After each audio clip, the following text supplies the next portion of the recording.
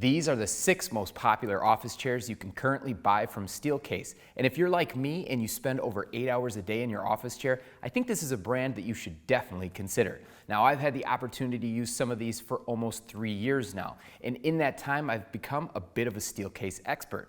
In this video, we're going to be showing you the good and the bad of each chair, helping you decide if any of these might be right for you. The Series 1 is also the smallest chair in the list and ends up being my least favorite from all the different options. And a lot of that stems from more than just the sizing. One of the things I noticed right away when I started using the chair is that these armrests, while they're 4-way adjustable, they just feel kind of cheap and flimsy. And you can kind of see it as I've got them here in my hands. The actual material itself is a bit firmer too than the 4-way adjustable arm sets that you'll see on some of the other chairs that I'll show you here in a bit, and they just don't feel really solid like a lot of Steelcase products do. One of the other things I noticed with the Series 1 was just that the seat pad was kind of okay. I'd say it's probably middle of the road for the 6 chairs on the list. It wasn't too firm and it also wasn't too soft. When I look at the backrest with this flex or live back technology, it's not extremely comfortable when you sit back into it. You can kind of feel these. And then the lumbar system, again, was just kind of average. Something unique with the Series 1 is that they have this new weight-activated system with a boost. So when it's all the way forward, rotated the knob here on the side, all the way forward, it's in an upright lock position. Now, if you go all the way back, this is the easiest for recline, so it doesn't really require too much effort, but they do have something in the middle, which is called boost. It's supposed to be 20% more effort required or 20% more tension. Honestly, at my height, 6 feet tall and about 170 pounds, I don't really notice any difference. I don't love this part of the chair either. And then lastly, when we kind of take a closer look, now of course it's white, so there's quite a bit of markings and stains and stuff from it being used in the office. But the molds for a $500 chair, I'm actually pretty impressed here when it comes to the molds. Really nice and clean. There aren't any imperfections as we kind of look throughout. Our second chair in the list is the Series 2, and this is actually going to be about $812 right now as it's configured with the 4-way adjustable arm set. It does have a lumbar support system, which we'll show you here in a bit in the back, and then it also has a height adjustable headrest as well. Now this chair is sort of like the bridge between the Series 1 and into like the Amias and the Think chairs, and there's going to be some similarities between those two chairs. Now one thing that I really do like about this particular product is the fact that it has the 4-way adjustable arm set that's on the Amia, and it's also on the Steelcase Leap chair. It's also on the Think as well. Now these are amazing arms, and they're, number one, they just feel sturdy. Number two, they're highly adjustable. So you've got your height adjustment, you've got your width adjustment, your depth adjustment, and also your pivot. And then the pads are going to be exactly the same as on the Leap as well. So these are really a nice arm set. One of the things that's a bit disappointing considering this chair is about $800 is the fact that it features the same mechanism as the Series 1 chair, which again, at my height and weight, I didn't really notice the boost system working for me. So it does have an upright lock position, and then it has the 2 reclining options, which felt pretty similar to me. Additionally to that, it does have the firmest seat pad of any chair that I've tried from Steelcase. I mean, this thing honestly feels like a rock, and it's the reason why I can't use it. I also found that the back was similarly firm. It does have what is called an live back technology. You can see it here. And it is paired with the height adjustable lumbar system, which is kind of hard to see, but it is a sort of bar system that goes across, and you're able to move it up and down with these things on the side here. So you do notice that in your back, but it is just a bit too firm.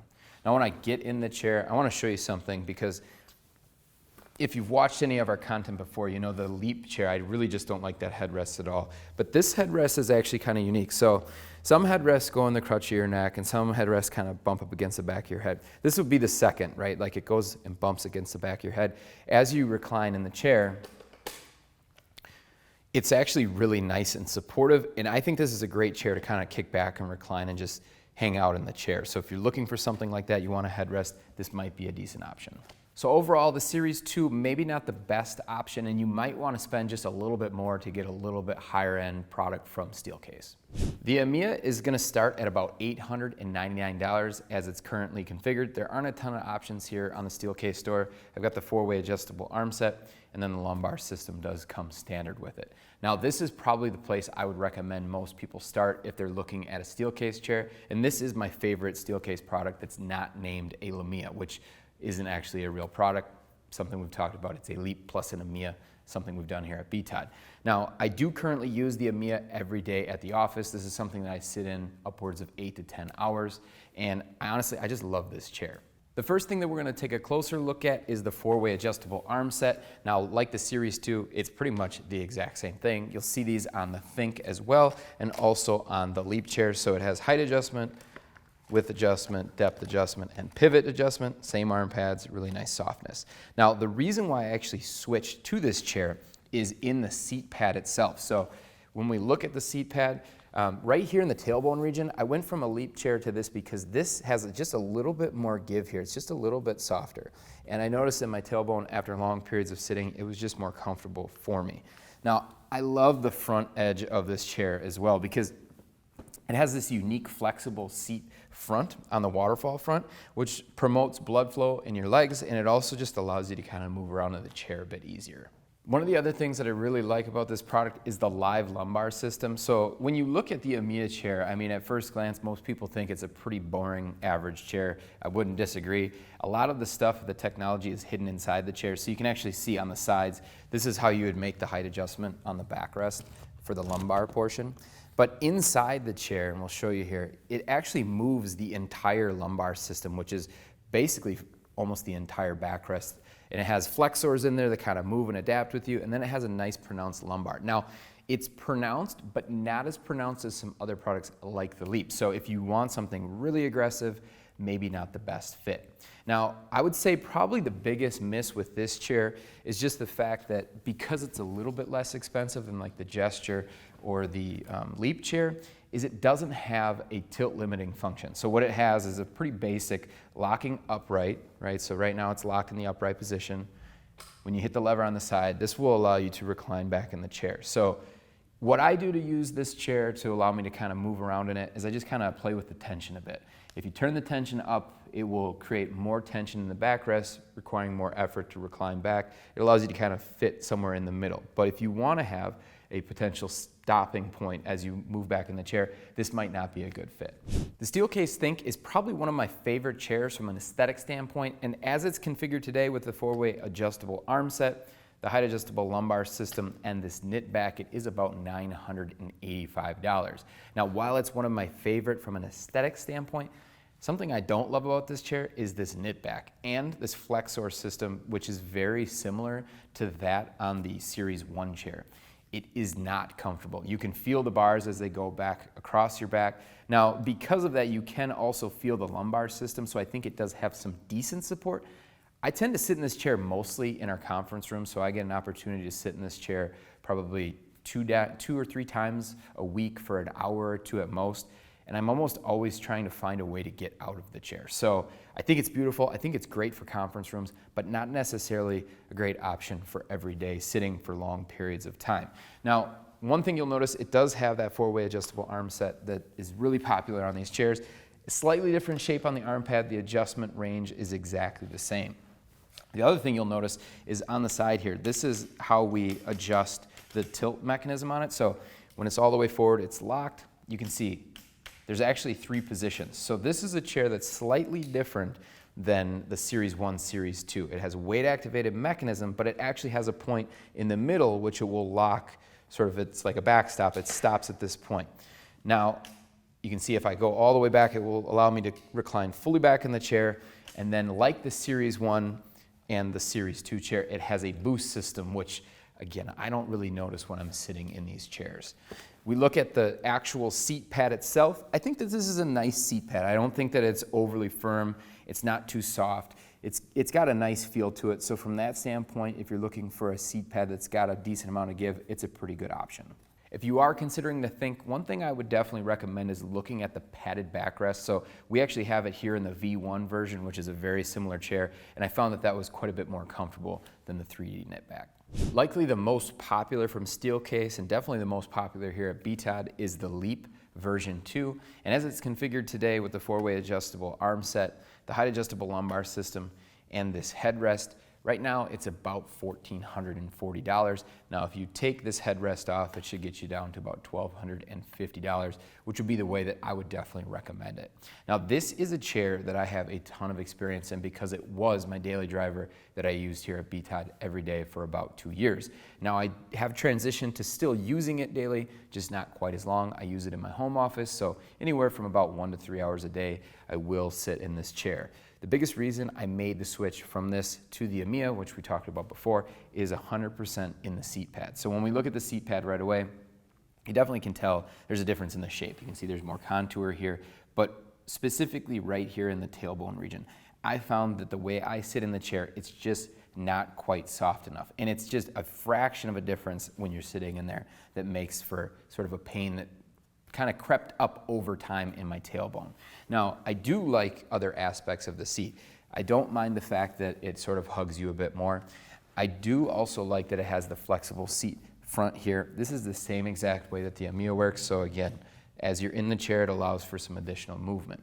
So one of my favorite things about this chair, and it's still one of my favorite to this day, is the fact that this backrest on it is incredibly supportive. So I generally like a lumbar support that's very pronounced. And when you look at this backrest, so it has live back technology, it's all about movement and keeping that lower support, but it actually has a tension knob on the side of the chair, which will increase the tension that you feel in the lower portion of your back, and that actually will remain. So as you're sort of reclining back in the chair and moving in the chair, it really stays forced in your lower lumbar region.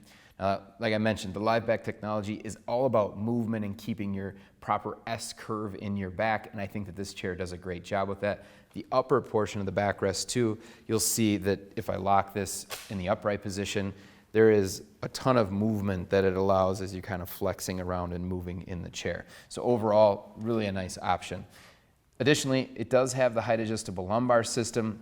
This kind of just amplifies the lower support, really puts it in a specific spot. If you're someone who doesn't want as much, maybe that's something that you wouldn't want to get, but I would definitely recommend going with this at first. It's not extremely expensive. You can always remove it if you don't like it. One of the things you'll notice just above the backrest is we have the headrest option on here. And to be honest, I'm not really a big headrest guy in the first place, but I kind of find that it's just sort of intrusive, or it just really doesn't do it for me. When you put it up at a higher point here so it hits up against the back of your head, you can see it kind of wants to fall down on its own. The only time that I really do enjoy this, and it's not intrusive, is when you get into like this reclined position right here. And even then, I just can't seem to get myself comfortable in it. So for a $200 add-on, I just don't recommend putting this on the chair. As we've talked about on some previous Steelcase chairs, the Leap is the original when it comes to the 4-way adjustable arm set. Just absolutely love this. So all the same adjustments as on the Series 2, the Think, and also the Amia. And as we move down into the mechanism, this is where you see the additional cost really come into play, because this is going to have a tilt limiting function. If you're not familiar with it, you can see when I have the chair locked in the upright position, this is all the way up. It has 5 positions that it will allow you to sort of lock the backrest as you're going backwards. So you can see I'm able to move up and back to a certain point. As I select a different range here, it will then go in a further back point. But what it wants to do is promote that movement in the chair. So it's not going to lock you in a specific position. It's going to allow you to move back and forth in the chair. I do like that function on this one. Now, the last thing to consider with the Leap, if you're someone who likes to rock back and forth in the chair, this is one of the things that people do complain about. And it comes from the fact that there's a bunch of friction in the seat mechanism. So as you're rocking back and forth in the chair, it isn't a smooth function, and it actually kind of feels a bit sticky. That's really by design, because it allows you to kind of sit in one position without locking the tilt limiting function. So if you want something to rock, honestly, I probably would just stay away from all of the Steelcase chairs in general. The 6th and final chair is the Steelcase Gesture, and this retails right now as it's configured with the height adjustable lumbar and this upholstered wrap back here on the top of the chair, which really kind of ties things together well, at about $1,380. Now, this is my 3rd favorite option when it comes to Steelcase high performance chairs. Of course, the Amia's first, Leap second, and there's just some shortcomings with this product, and we'll talk about that here in a minute. But what I do want to talk about that I like about this chair first is these cantilever arms. I mean, as you can tell, most of the other chairs had the 4-way adjustable arm set, which was super adjustable, probably some of the most adjustable arms you'll find. But this thing really takes the cake. I mean, these things are so widely adjustable. They go really low, really high. They pivot inwards. You can just see there's a ton of movement. You got the depth on here as well in this pivot. And if you're not familiar with the design story on the Gesture, a lot of this is just stemming from other technology that they see people using. Think of your phone, think of iPads, things like that. They wanted to be able to give proper support no matter what type of tech you're currently using in your office. Now, another feature on this chair that's super unique and I think is kind of the best of the best when it comes to high-end seating is on the side of the chair, you can see this is the tension, grab the wrong knob. This is the actual depth of the seat pan. So you can see as I'm rotating this knob, it's actually adjusting the depth of the seat pan. That's super unique because a lot of chairs will require you to kind of get out of the chair, sort of mess around with it, and it has predefined or predetermined positioning. This is unlimited between the minimum and maximum range, so it's really an intuitive system. Now, another feature that I really like on the Gesture that isn't on this particular model is the headrest. I think it's probably the best headrest when it comes to all the Steelcase chairs. It really does a good job sort of fitting in the crutch of your neck and giving good support whether you're sitting upright or you're in a reclined position. The other thing you'll notice about this backrest, and it's something I notice about this, especially compared to the others, is that it sits me a bit more upright. So if that's what you're looking for, this could be a good fit for you. I don't necessarily love that feel, and so it's not right for me. Additionally, as I mentioned before, I just like a very pronounced lumbar, and this one is just sort of average at best. Even with the height adjustable lumbar system in here, I don't really feel like it does too much, and so for my personal taste, I like a little bit more, so that's something to be conscious of. The Gesture also comes with a flexible front seat pan on it, but it's not the same design as the Leap, and so you really don't actually get quite as much movement here. It's better than most chairs, but it's definitely not as good as the Leap or the Amia. And the reason why I really don't sit in this chair is stemming 100% from the seat pad itself. There's actually sort of a cutout in the pad that you can't see here. That cutout in the back of the seat pad is what basically allows it to kind of condense down and not give you enough support, specifically in the tailbone region, and for that, I find that this is not a good fit for me. Hopefully this video helped you decide if a Steelcase product is right for you. If it's not, check out the next video where we look at the Hayworth brand and the 4 most popular chairs they have to offer. Thanks for watching.